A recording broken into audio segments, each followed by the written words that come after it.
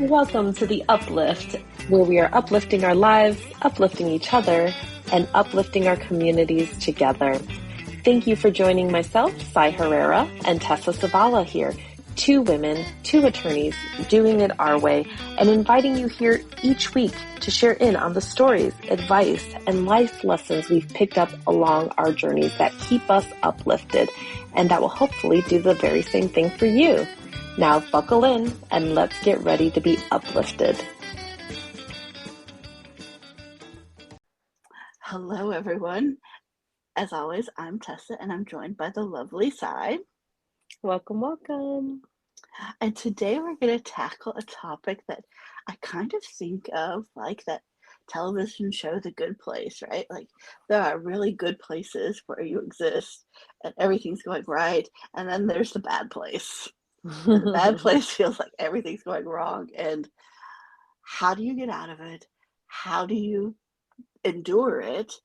And what tools do we need to uplift ourselves and the people that we're in the bad place with so that we're back to our good place? Because I like to think we're all a bunch of people who want to exist in the good place, and knowing that we're doing good things and everything that we're touching is because we want to do the best that we can to create the better world that we want to live in. Agreed. So, Cy, how have you found ways either out of or through the bad place? Because we've all had them and we've all been there. Yeah, absolutely. Um, I think that we have all been there, like you said, and we're probably all going to go through it again at some point. And with COVID, I feel like that's so real to everyone at this point. Everyone can relate, right, to going through hard times, unexpected things that come out of maybe nowhere, that you have to grapple with quickly. You have to make big decisions. It's stressful. Um, and I think that there's a lot to address here, internally, externally, on the team side, depending on the setting. I mean, we could be talking about just personal crises. We could be talking about family crises. We could be talking about workplace crises. It could take so many forms, right? And then sometimes, I mean, you have multiple ones going on at the same time. That's extra special. And, I think you raise a really interesting point. Most of the time, it what puts us in the bad place are things that are beyond our control and Mm, things that we have not intentionally done. Like, you know, we're not the politician going down to, some escort who then, he decides to kill on the side, right? Like right, right, that's, right. intentional choices. But I like to Hmm. think like 75% of the time, these are things that surprise us and things that we aren't expecting and things that are not in our direct control. Right, right. And yeah, and I think that's probably the first off the most frustrating thing, right? So I always like to start inside out. And so I would say that the first thing is to do your work. We talk about trauma on this pod, and we talk about the fact that, everybody has something to address internally. And make sure that you're working in that journey, right? Because crisis will hit, and Hmm. the best thing that you can bring to a crisis is a strong, confident, capable person. And you can be that person by doing your work, right? And making sure that you have a solid footing emotionally. I think one of the biggest things is, when you're thinking about and looking around when a crisis hits, you kind of clearly see like who are the stronger folks that are taking the lead, and who are the others that are not prepared for this, or just have no idea either what to do or how to handle it or how to cope with it emotionally, because it is stressful, right? And so Yeah. I would say first and foremost, take care of yourself in every regard right now, before the crisis happens, definitely through the crisis, but also plan ahead, right? To have strong, supportive, positive, optimistic people around you and to have that strength, positivity, and optimism within you. And you can get there by healing, past traumas. You can get there by taking on positive perspective and positive thinking. All of those things, I think, prepare you for, for anything really, right? But for the ups and downs of life, and knowing that there are going to be times that are tough, and are you going to be resilient, or are you going to be already in a fragile state where anything could kind of put you over the edge? So first and foremost, I'd say fortify yourself. And I would add, for those of us who sometimes feel like they want to have that panic moment in a time of stress, think just put your logic brain on and say, what benefit is for me to panic at this moment? Mhm. And the Mhm. benefit, Mhm. and there is no benefit in panic. The benefit is to remain calm, focused, and figure out, fact finding, solution solving, Yeah. whatever you need to do in what order, depending on the crisis. But, Yeah. allow your logic brain to click in if you need to, if it's too much emotionally. Yeah, and I mean, I think that we have to recognize, of course, that there is going to be emotional reaction, Hmm. and that it's normal and natural and completely valid to have an emotional reaction, but also to just be, I think, mostly cognizant about that is the most important thing, actually, because if you know that, okay, I'm having an emotional reaction to this right now, and you know yourself, which is key, right? You know, Yeah. like what it looks like for you to have an emotional reaction, how much time you need, what kind of space you need, what kind of people you need to surround yourself with, or what kind of activities you need to do. Then you're good, right? You can have that emotional just you can have that emotional session, right? Like whatever that looks like for you. And then you can move past that, most importantly, to where you can go on and get focused on solutions and get to your logical space and, just get things done that need to be done and move forward in that way. So, again, there's so much that you can do before crisis hits that I think really makes all the difference. And in my experience, that's exactly what has been necessary. I I think I've just been doing a lot of work over the years, to the point where when I did get in a position of leadership, I had most of my stuff worked out. So not all of it. But Ha, seeing the crisis unfold and how you react, like, it's actually really important to kind of debrief at the end and use it as an opportunity to self-reflect, because it is an opportunity to grow too, I'll say that, and then you're even stronger for the next one. have you noticed a change in yourself of like how your, say, 23-year-old self would react compared Mm. to yourself now? Oh, yeah. Oh god, yeah. I mean, I can't imagine going through these same things with that perspective. And what's most interesting to me when for my personal reflection on it is like my sense of deferral. And I think that that comes with insecurity, right? Like I think that I'm just imagining that scenario, and like if I am super young going through the same kind of things I'm going through now, or even recent crises. I mean, I could just imagine me being like, "Whatever you guys think, whatever you say." Like, I don't know. Like, you feel so unsure, and if you've never been there before, you feel unsure of, are you capable? Are you the right person? All of those thoughts creep in. But just, I, I think it comes with experience, I guess. And so that's why I would also say be fearless, I guess, because when you go through these things, even though they seem like, yeah, you're going through the bad place and it's scary, if you can be fearless or be brave, I guess, and do it anyways, you're going to surprise yourself, right? And I think that's where confidence comes from, like just doing it. Not because it makes sense or because it's not because it's comfortable, but because it's uncomfortable, right? And that's your growing edge, and that's where you grow, is outside of your comfort zone. So, having those experiences under my belt where, I was a COVID executive, I mean, it was just crisis after crisis, to be frank. Um, I don't know that I had, all the experience in the world to be like, "Oh yeah, I'm totally got all the odds that I'm gonna come through this unscathed," but it didn't matter, things needed to be done. It needed to go, everything needed to move forward. I was there. I had to do it, and, I did it, and now I feel more confident when things happen because I've been there and I've done it, and it's not that it's not scary, it's just that, it's just a little bit more familiar, and you know that you're gonna survive. And I think what I've noticed from like 23-year-old me to now is that I reacted I reacted, I think it's the statement. At 23, I reacted, whereas Mhm. now I will observe. And I think that's two Mhm. different things, right? Like Mhm. there was that kind of limbic, I'm going to respond. And I think I probably did a fairly good job of keeping my emotions in check just because that's who I am.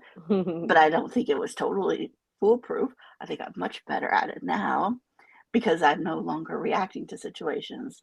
I'm observing what the situation is and what I need to do to get through it.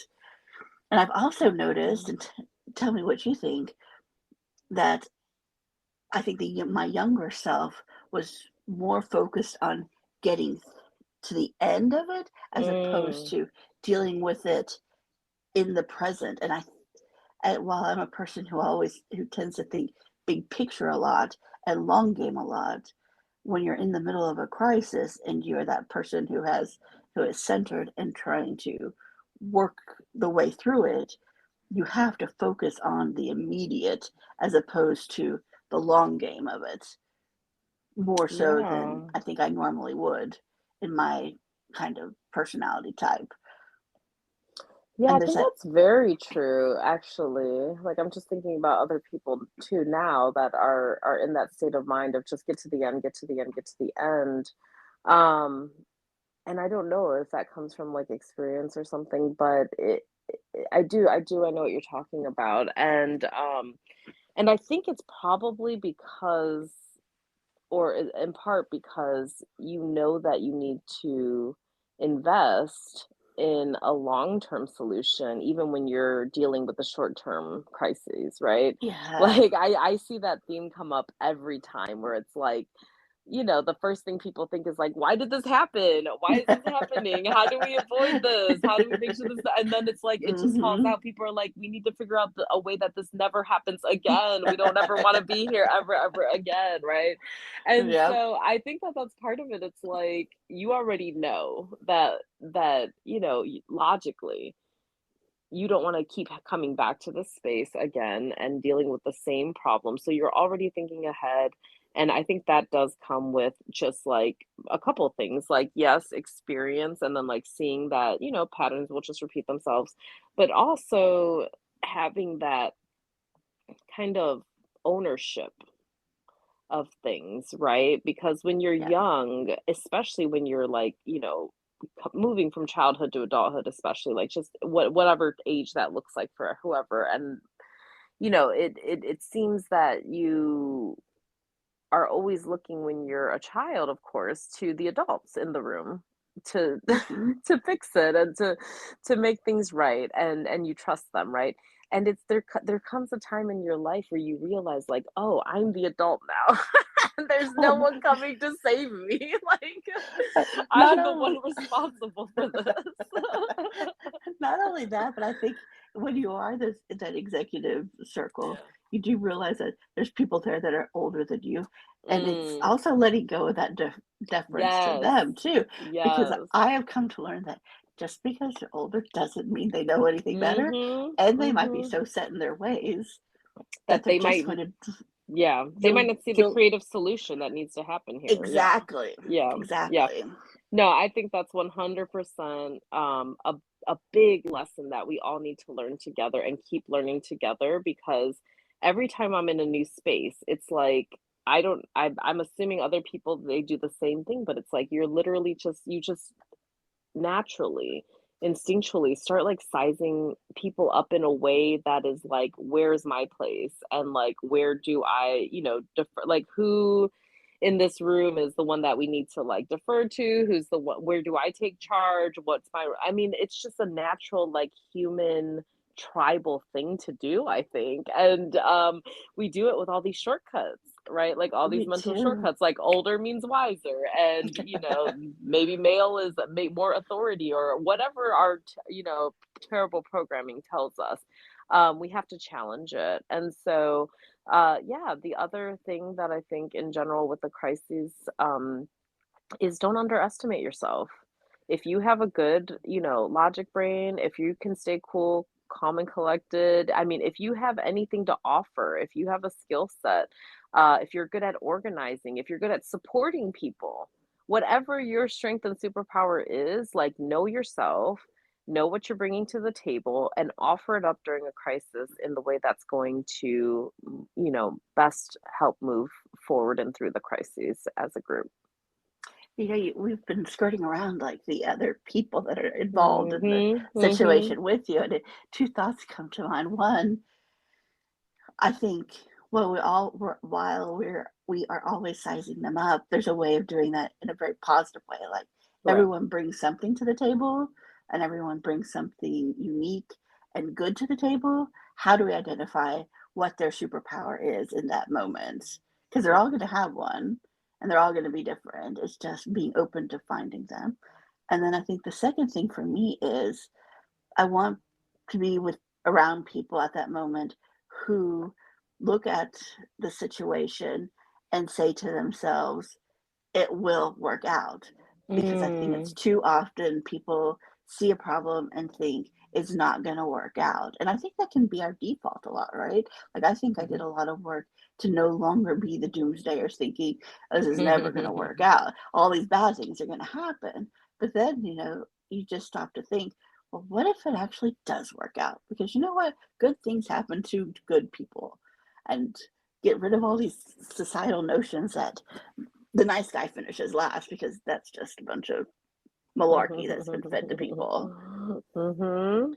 Yeah, to justify bad behavior, by the way, but, So true. that's called rationalization. So, yeah, I couldn't agree more. So, yeah, like I said, starting inside out makes sense, I think if everyone did their own work, like, the world would be such an incredible space because we'd all be stable and strong and be able to support each Woo! other, right? Yes. So like, society goals. But starting with yourself, yes, important, but it's not the full picture. The full picture is definitely, who are you surrounding yourself with? Like who's your tribe? Who's your team? Who are you building around you that you would be proud to serve in the trenches with, because that's what it feels like, right? Like at some point y'all are going to be at battle together, and who do you want to look over to and see there? And I say think about that now, because if you have any power and control over that, which you do, of course you have power and control over your life, then make sure that you're with the right people, because that can make all the difference in the world. Talking about the skill sets that other people bring with them, I think maybe we should all be challenging ourselves to think about, okay, especially those of us that are, building teams. Let's talk about the skill set that they're bringing for the day to day. And also, let's think about in advance, before there's even any crisis on the horizon, what's this person going to look like during a crisis? Right, Is and I this think that's person, true. yeah.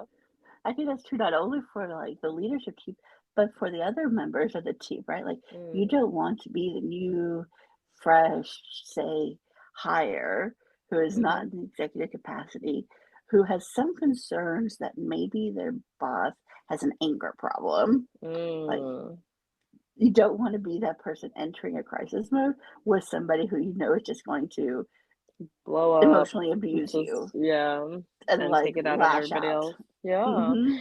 Yeah, I mean, yeah, those are really important attributes to be looking for, right? Because there are ones that work well during crisis, and there are ones that, I mean, really will devastate and set back and prevent from moving through the crisis. So let's talk about what those are. I mean, one of the first things I think of is is, folks that are first able to see that it's important to think optimistically, to stay positive but realistic, right? To make Mm-hmm. sure that you are encouraging the folks around you and inspiring versus depressing, basically.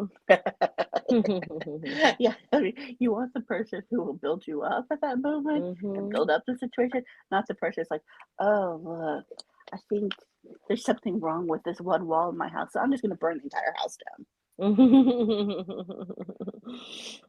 Absolutely. And the other things that I think are really important are, folks that can trust each other actually. In a crisis, you have to be able to trust one another and be able to I mean, communication is such a huge one that we should talk about separately. But, you know, even as you're building a team, each person that you're bringing onto your team or each team that you're joining, people I think it's interesting when this shifted for me, but I would go to interviews and just be thinking, "Oh, I'm just like begging for this job. I just hope that they give me this job and I just want to please them and I want to like present myself in the way that they want to see me." And all of these things that I don't know where it comes from, but it's very real. Like I've seen so many people falling into those same traps of just wanting to impress, right? And Yeah, fit into this little box that you think is there for you. yeah, This shift happened for me when I realized, like, they're shopping for me, but I'm also shopping for them. Like, this is not a one-way thing. I am not a product, for them to buy. Like, I am looking for a place that I want to work. And so the interview became a two-way process. And, they always say, like, get your little questions ready for the interviewer. They like to see that you have questions.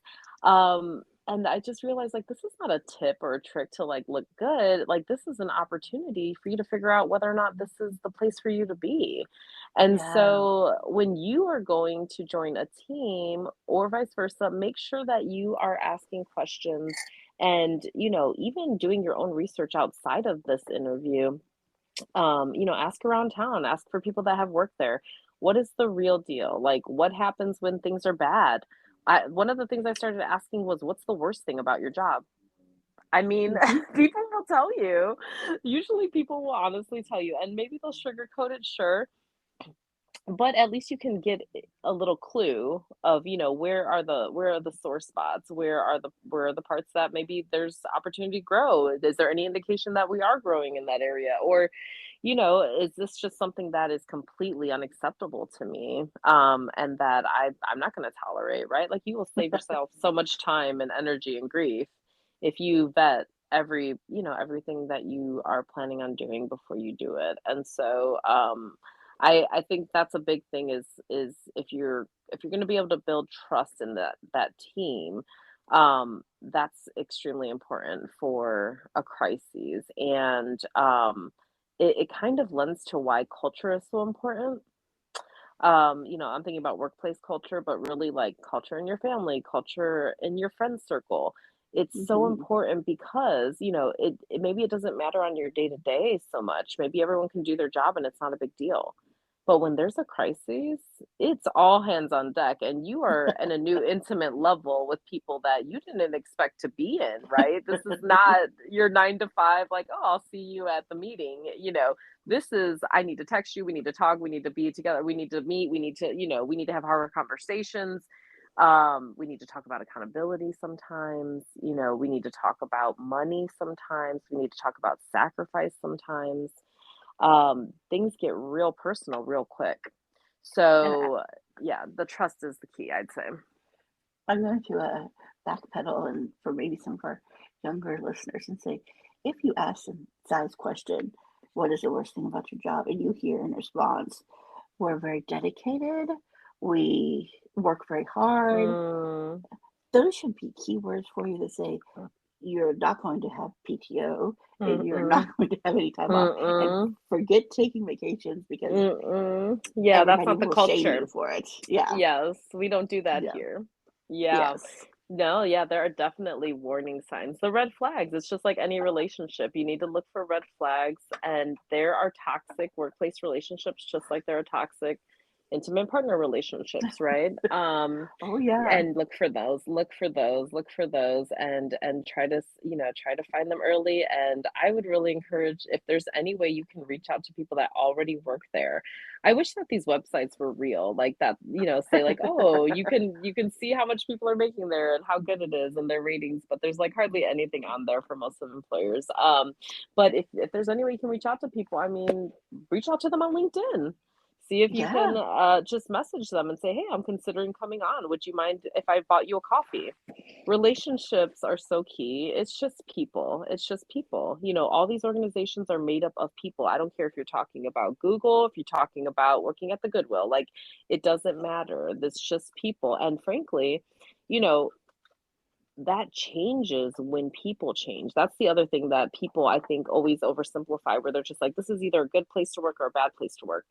I've always said, like, it's always dependent 100% on the people, and people can change overnight.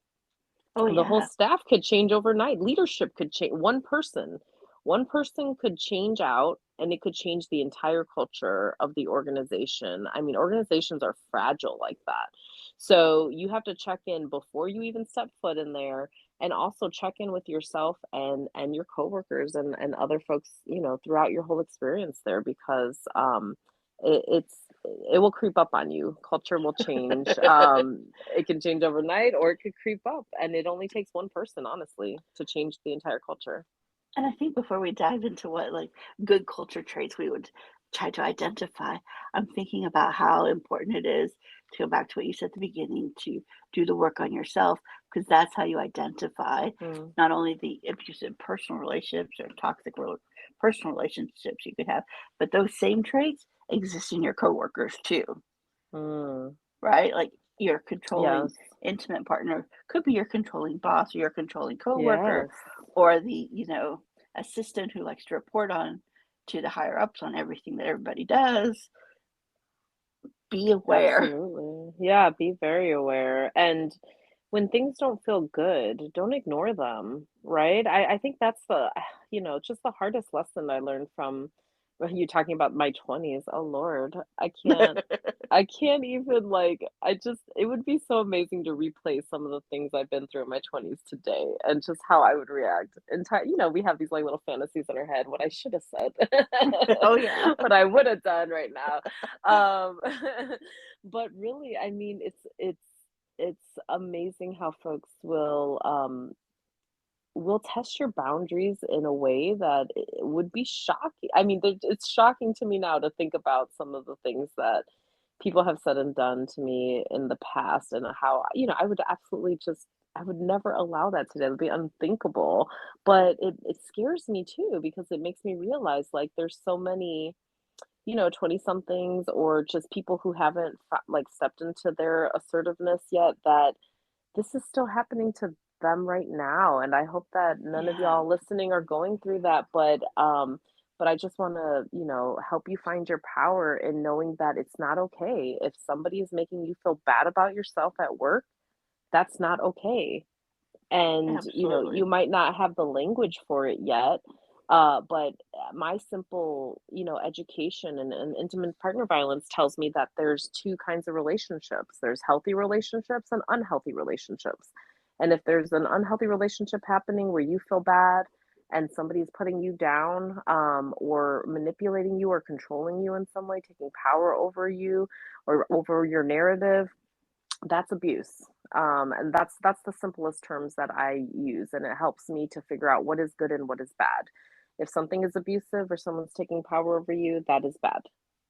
If you feel like you are trusted and that you are, empowered, and that you are supported, and that you are expected to do great things, then that's a good, healthy environment, probably. But if you don't have those things, definitely look closer and pay attention. Pay attention to how you're feeling, and seek help. If you can't, you leave your job, that's always an option for everyone. talk to your HR department, reach out to friends and professionals, maybe folks, mentors that have, are a little bit farther in the career, ask them what they would do, because we don't want anybody living through that kind of relationship or environment, any kind of toxicity, whether it be in your personal or your professional life. Yeah, I think so important to set boundaries, not only in your personal life, but also in your professional life. And I think that's Mhm. something that a lot of people, including myself, discovered during, Mm. lockdown time early in Mhm. the pandemic because you realize, hey, that meeting was unnecessary, or that after hours phone call or after hours email Mm. unnecessary, right? And but the moment that you're that employee that responds to a non-emergency after hours email or phone call, the next one's going to come more quickly, and then the next one. Mm. And then how do you identify when there's actually a crisis Mhm. with in the after hours time? And I think that's what I hope we're starting to go back to, where if it's after hours and there are phone calls, it's because there is an emergency situation. Yeah, absolutely. But you're right. We're throwing around some terms, and I just want to make sure that we give them proper time because, when I first heard about healthy boundaries, I was like, "What is that?" Never heard of it, right? Not sure. And also, like, I realized when I learned about what it was, I'm like, "Yeah, I don't do that at all.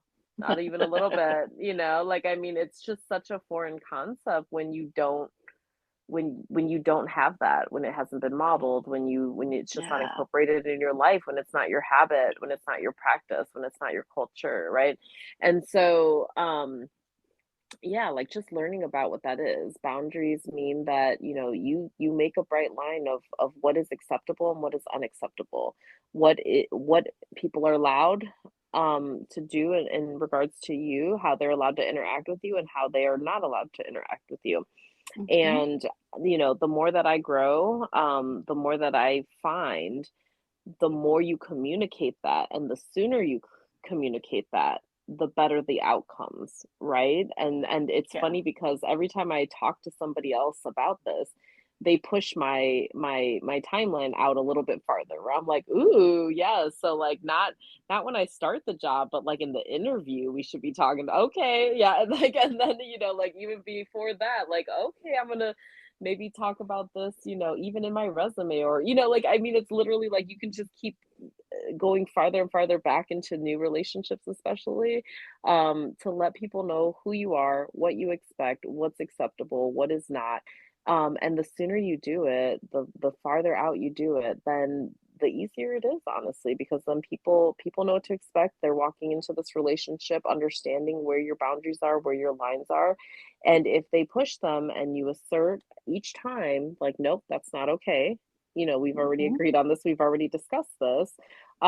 It's completely reasonable, first of all. You're completely within your right to do that. And not only is it okay for you to do it, but it's absolutely necessary for you to do it because to Tessa's point, if you have a crisis and you're always on crisis mode, it loses all of its urgency, and that can be detrimental to the agency and to the power of what you bring to the agency. So there's that, and there's also the fact that you can't serve from an empty cup, right? And so you have to let people know that, like, this is what I have to do for me in order to literally function. I mean, I think that we're all to a place where we can relate to this idea that we could all burn out at any point. Like, we know now that there's just things that can happen in the world and in our lives that can be so devastating and so disruptive that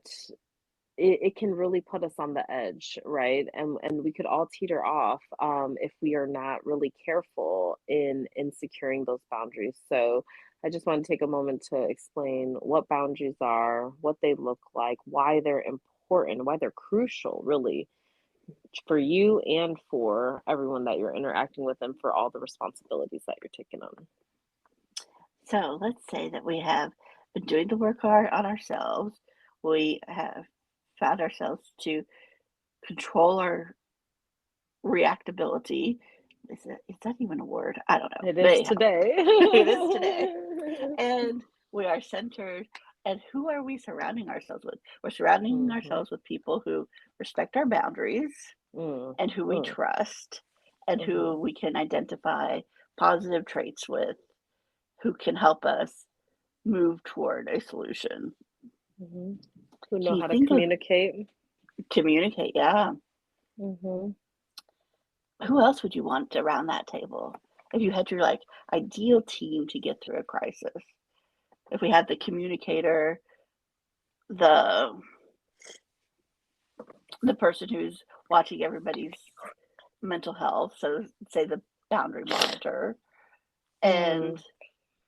I guess we would want some experts in whatever issue we're dealing with, Mhm. and I anyone would else we might. I would say somebody who knows how to organize and motivate people. Mm,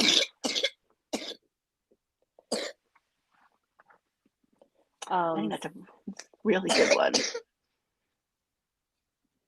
somebody who organizes and motivates people.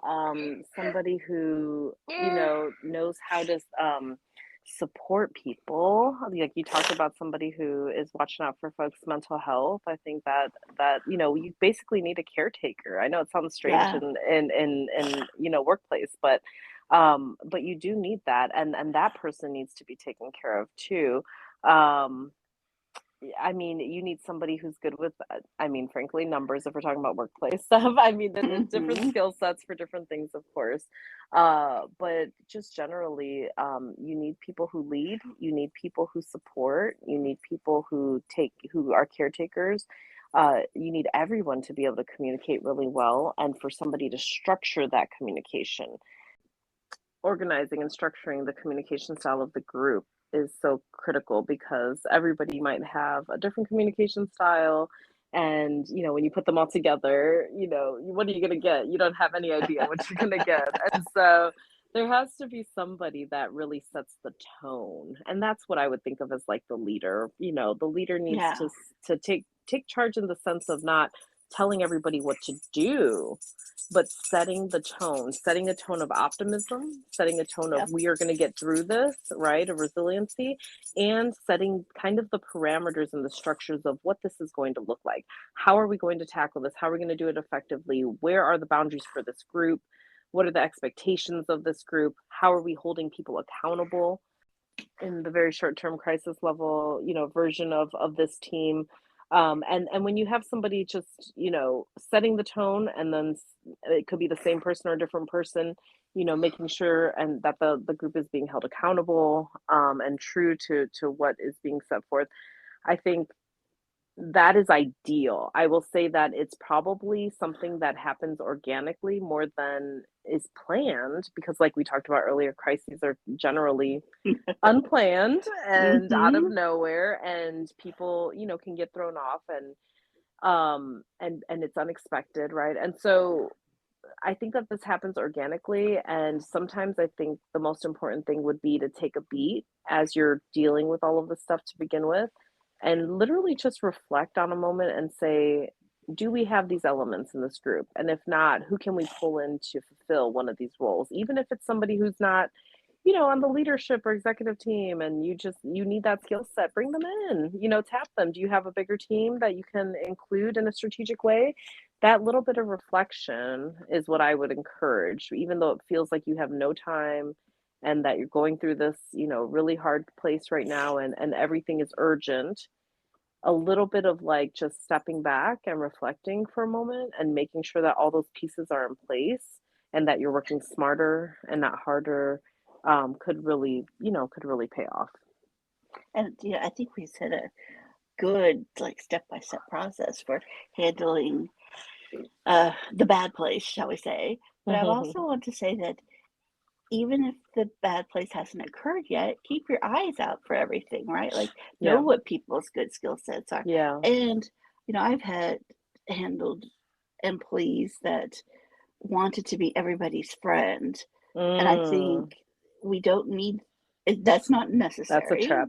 Yeah. It's a trap because then everything becomes too personal and too emotional, in my opinion. Yep. But it's about respect, right? Like, you can be colleagues respect each other's boundaries. You can even not like the people, a couple of the people you work with, but respect that they have certain skill sets and Mhm. know that they exist so that, form your little superhero team if there is a crisis in your group or in your sector of your, you know, business because you never know when it's going to happen. So be on the Right. lookout for like Yeah. the helpers and the good people and the people that you would want to be there with. Yeah, absolutely. And I think that that really is like, I mean, the other thing I'll say is that don't get caught in the trap that you are your title, right? Because Yes. I, yeah, I mean, I've never suffered from that.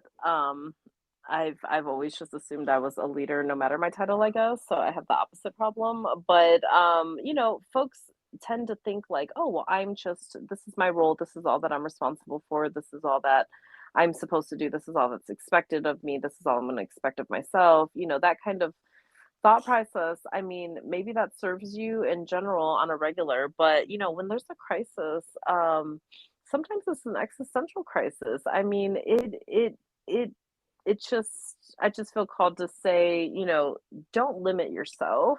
You might have some of these amazing skills, regardless of how much experience you've had or how much stature you have or what kind of title you have or what kind of role you have at work. It doesn't, or even in your family, right? Like, just because you're not Yeah. the matriarch, it doesn't mean that you don't have something to offer. And so Right. again, know yourself, know your strengths, and believe in yourself, and assert yourself, and show up in a crisis if you have something to offer. I mean, just the fact that maybe you can see things and stay calm, that is something to offer. And there's so many other millions of things that you might have to offer. And when you know that about yourself, when you really know that about yourself, and no one can tell you anything different, bring that to the table. Feel feel empowered to just bring that, and offer that, because I've seen that, recently with folks that are just like, they might not be in the room making all the hard decisions, but they come into the room and say, "Hey, I have the bandwidth to do this. Can I take this off your plate so that you can concentrate on, all the other hard stuff that you're dealing with?" And I am just eternally grateful for these people. Like, I've never had something like this in my life, and I'm just like blown away. Like, yes, this is what I would want to see from everybody from the team, top down, down, up, sideways. Like, everybody has something to offer, and it's literally on you in a crisis to make sure that you identify that you are assertive about it, that you're assured of that, and that you're bringing it to other people as, that's a fact. I can do this, right? And when you know it, then we know it, or whoever in your organization you're talking to will instantly know that from your being that assertive and that confident about it. So, all that to be said, that everyone has something to offer, at any given time, but especially during a crisis, everyone has their own special skill set, and we need all of it, right? It's not, no one gets through the bad place alone. So yeah, so don't limit yourself in any regard. You know, I would also add, don't limit others, right? Like, I think we can Mm, tend to pigeonhole other people and yep. apply those same things that you would apply to yourself to everyone else. And I think science really hit on the key point, maybe just in general with uplifting and in the bad place or not, is just know yourself and do the Mm-hmm. work to know yourself and trust yourself, right? Like, Mm. trust yourself that you can get through this, you can get through anything, and that you know that it's all going to be okay. Yeah, absolutely. And that, again, the best thing you can bring to the table is that person, because you, just by having that stance, that perspective, that outlook, you're going to inspire other people. You are a leader by example. It don't matter what your title is, right? You are a leader by showing people that you're strong, you're confident, you're faithful, like it's going to be okay. That's the kind of thing that people gravitate towards during crisis because that's all that we all want, right? We just want to all be okay. And so be Yes. that person for you and for others, right? And lift each other up in the moments of for sure weakness. Like you can be a leader and be weak. You can be strong and weak at the same time. You can have moments of, emotion and moments of clarity and moments of logic. And, you can have all those things, and we all do because we're all complex human beings.